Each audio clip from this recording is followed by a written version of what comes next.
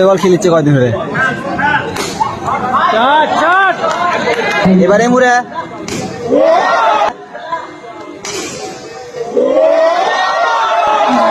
না তো তো